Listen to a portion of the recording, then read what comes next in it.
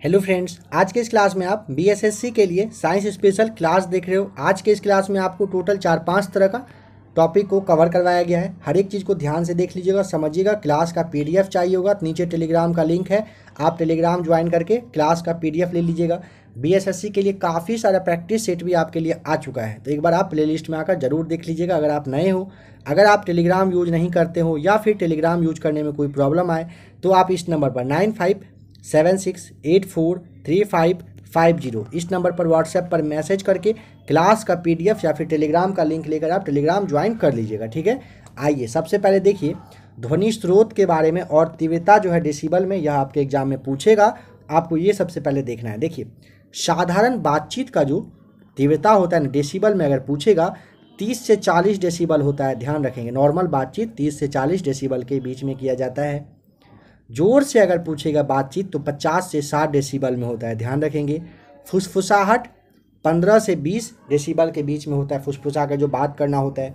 शोर या फिर भीड़ भाड़ में अगर ट्रैफिक में आप है ना तो वहाँ पे ना 75 से 85 डेसिबल होता है तीव्रता। ध्यान रखेंगे।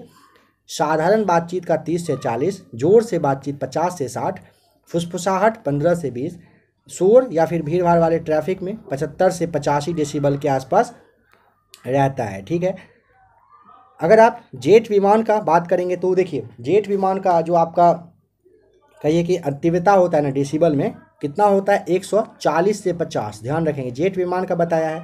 सायरन का जो होता है ना 110 से 120 तक होता है। सायरन जो बजता है उसका 110 से 120 डेसिबल तीव्रता होता है। और मिसाइल का जो होता है वो होगा आपका 180 डेसिबल। ध्यान रखेंगे। सूक्ष्म तरंगे के बारे में पूछा जा सकता है तो आपका 6 × 10⁶ से लेकर 3 × 10⁹ तक होता है। ठीक है, इसे भी आप ध्यान रखिएगा। अभी आपने देखा ध्वनि स्रोत से उत्पन्न तीव्रता। आइए नंबर सेकेंड टॉपिक का देख लेते हैं। दूरी मापने का जो कुछ मात्रक होता है उसे देखिए।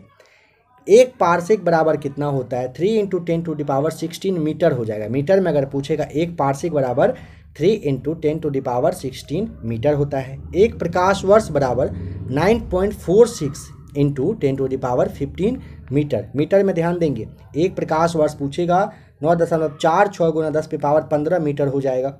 एक खगोलीय मात्रक अगर पूछेगा ना तो 1.496 × 10⁻11 मीटर होता है। यानी कि एक खगोलीय मात्रक बराबर 1.496 × 10⁻11 मीटर होगा। एक माइक्रोन बराबर 10⁻−6 मीटर होता है। ठीक है, एक माइक्रोन बराबर, अगर आपसे एक नॉटिकल मील पूछता है ना 1.852 किलोमीटर होता है। एक नॉटिकल मील अगर पूछेगा 1.852 किलोमीटर आपको ध्यान रखना है। ठीक है, एक एंगस्ट्रम बराबर अगर पूछेगा तो 10⁻−10 मीटर होता है। ठीक है, एक फर्मी इक्वल टू हो जाएगा 10⁻−15 मीटर। एक न्यूटन पूछेगा 10⁵ डाइन 10⁵ डाइन होता है।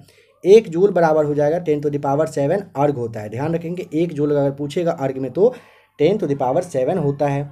एक कैलोरी बराबर कितना, 4.18 जूल। ध्यान रखेंगे, एक कैलोरी बराबर 4.18 जूल होता है। एक इलेक्ट्रॉन वोल्ट इक्वल टू पूछेगा 1.16 × 10⁻19 जूल। ठीक है, एक इलेक्ट्रॉन वोल्ट बराबर 1.16 × 10⁻−19 जूल होता है।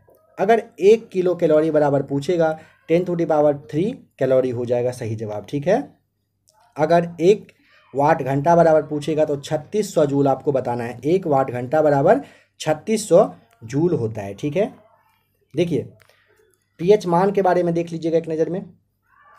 अगर पूछे शुद्ध जल का पीएच मान बताइए तो शुद्ध जल का पीएच मान होता है कितना, 7 होता है। सिरका का 2.4, शराब का 2.8, दूध का 6.4।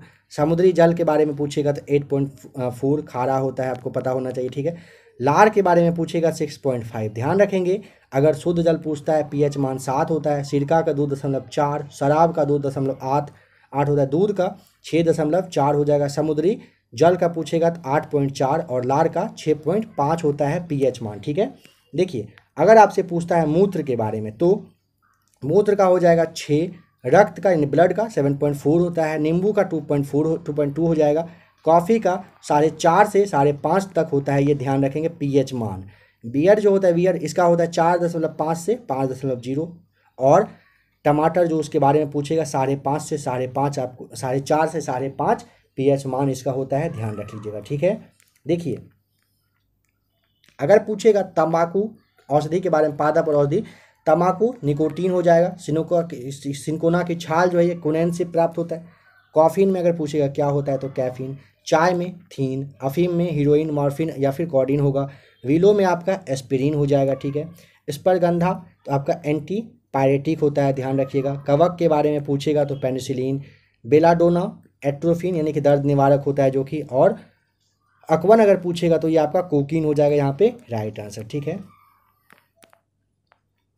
देखिए यहाँ पे आप इसको भी देख लीजिए, प्रमुख अम्ल के प्राकृतिक स्रोत, अम्ल और स्रोत, जैसे में फॉर्मिक अम्ल के बारे में पता है, लाल चींटी व बिच्छू के डंक में होता है, कौन सा, फॉर्मिक अम्ल होता है। साइट्रिक अम्ल जो है आपका खट्टे फल, नींबू, संतरा में हो जाएगा।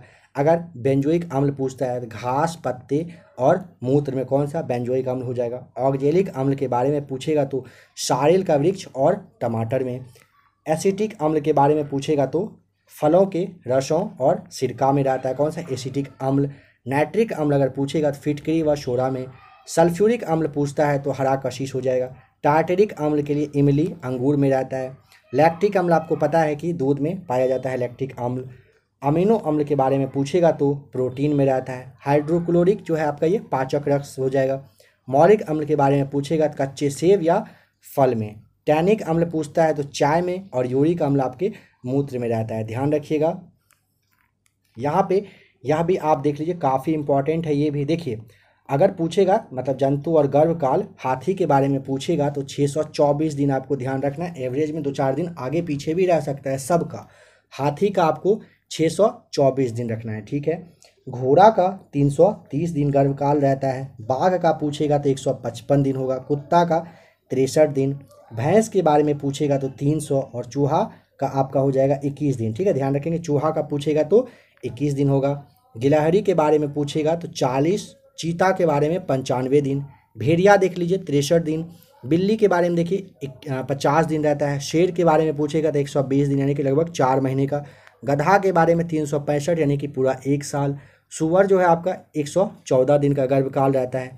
बकरी का पूछेगा तो 151 दिन गर्भकाल। गाय का 284 और ऊँट का 400 दिन। ध्यान रखिएगा, काफ़ी इंपॉर्टेंट है, यहाँ से आपका सवाल बन के आने का काफ़ी चांस रहता है। अगर हाथी का, 1 मिनट रुक जाइएगा, देखिए हाथी का गर्भकाल पूछेगा 624 दिन। ऊँट का पूछेगा तो आपका 400 दिन रहता है, ठीक है। घोड़ा का पूछेगा तो 330 दिन रहेगा। बाघ का 155 दिन। कुत्ता का 63 दिन। सूअर का आप देख लीजिए 114 दिन। बकरी आपका हो जाएगा 151 दिन। गाय का 284 दिन। इतना आप ध्यान रखिएगा। नेक्स्ट देखिए, भैंस के बारे में पूछेगा तो 300। चूहा का अगर पूछता है 21 दिन। गिलहरी के बारे में पूछेगा 40 दिन। चीता के बारे में 95। भेड़िया 63 दिन रहता है। बिल्ली का 50 दिन गर्भकाल। शेर का 120 दिन, और गधा का आपका हो जाएगा कितना, 365 दिन। सूअर का पूछेगा तो 114 दिन आपको बता देना है। तो फ्रेंड्स अभी आपने टोटल देखा 4-5 टॉपिक आपका कवर करवाया गया, जो कि आपके स्पीडी साइंस के ही बुक से था आपके बीएसएससी के लिए। आशा करता हूँ क्लास अच्छा लगा होगा। क्लास अच्छा लगे तो वीडियो को लाइक करके चैनल को आप सब्सक्राइब कर लीजिएगा, और कमेंट करके ज़रूर बताइएगा आज का क्लास आपको कैसा लगा। आपको और क्लास चाहिए इस तरह का, नहीं चाहिए, कमेंट करके आप ज़रूर बताइएगा। बने रहिएगा एबीसी एकेडमी के साथ। वीडियो देखने के लिए आपका बहुत बहुत थैंक्स।